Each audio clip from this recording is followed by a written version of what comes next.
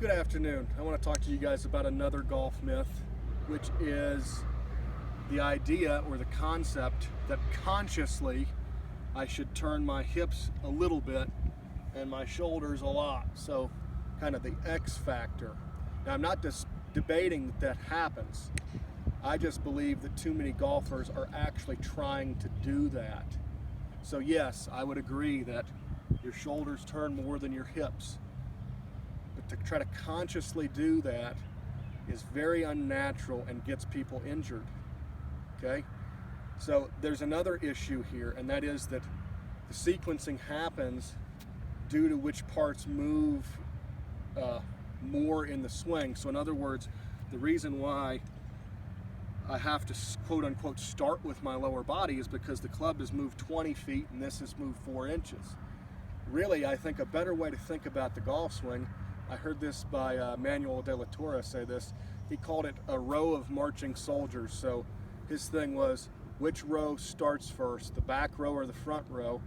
Well, it's a trick question because they start together. If they're soldiers, they march to the same beat. So the front row leads, but they start the same time as the 1,000th row or the back row. So in my swing, in the backswing, yeah, the club leads because it has way further to go. And on the downswing, you could say the lower body leads, but they're really going together, right? Like the row of marching soldiers. Yes, this is going to lead because it's traveled 5 inches instead of 20 feet. So what we're trying to do is link all of that up. But the idea of consciously trying to turn this much and to not turn this, I don't think it's very useful for most people.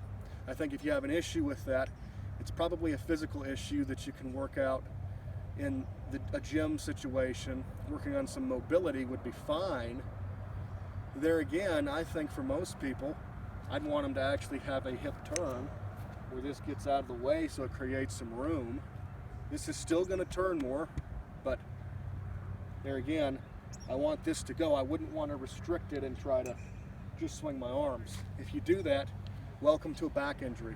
Also, if you do that, you'll probably notice your timing and sequencing kind of gets goofed up, and if it feels really unnatural to you, probably you don't want to try to do it. If it's just so counter to what you've normally done, it's probably not a good idea. So I'd be very aware that even though that may happen and it might be measured, that doesn't necessarily mean that's something that you should try to do or is even a good concept for you. So just be aware of this whole business about X factor and turn your upper body this much and lower body this much. I don't think that as a golfer you consciously need to think about that to play.